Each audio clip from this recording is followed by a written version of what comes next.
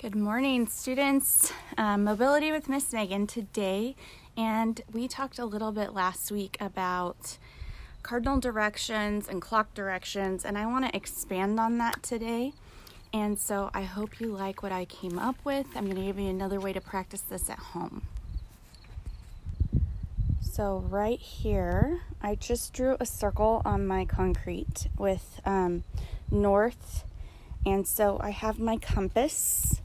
And what you can do is actually have your student stand on the center dot, and this will work if they have sight. If they don't have sight, you can kind of direct and cue your student.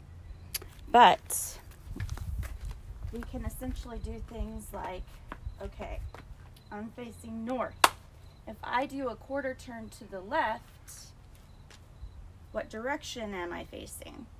So if you've been practicing this for a while, you should know if I give you one cardinal direction, you should be able to tell me what the other three are.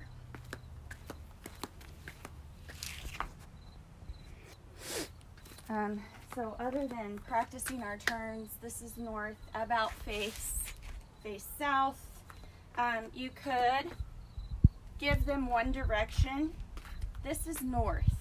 Label the other three. And if your student has sight, you could give them the chalk and have them put E for east, S for south, and W for west. So they're practicing labeling their compass, and then they can practice turns that way.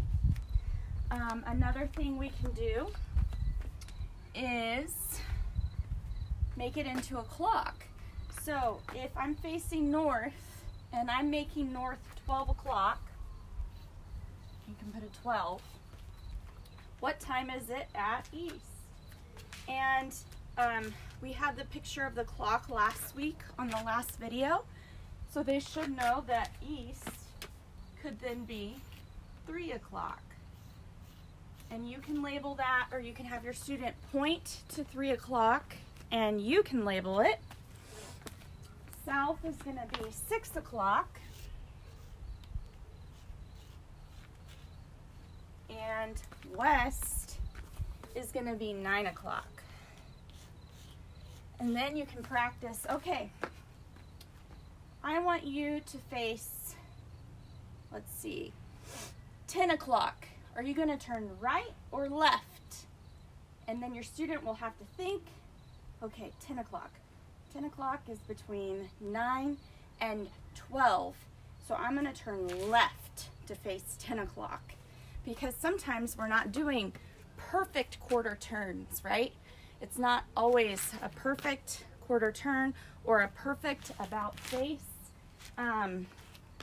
When you turn halfway around the circle, we call it about face, just facing the opposite side that you were previously facing.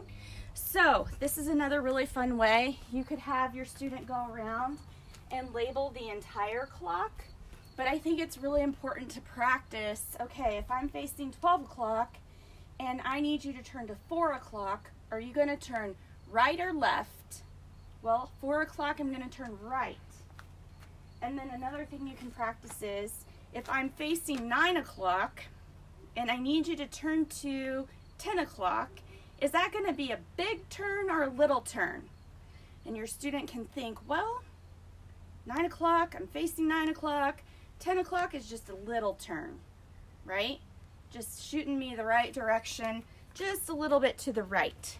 And so it's just another way we can use to find directions, locate items, all of those things. So that's what I want you to practice this week. Have fun with it.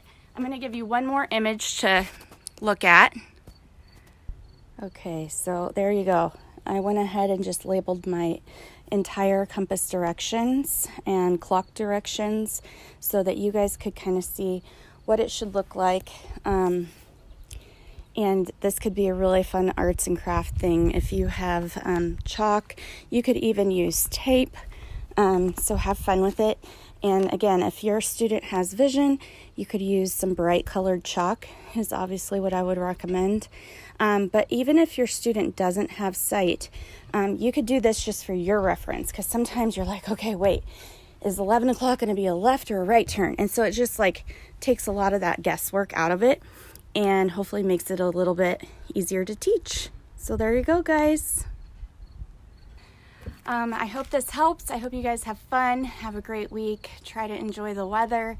And I miss you. Hang in there. We'll talk soon. Bye.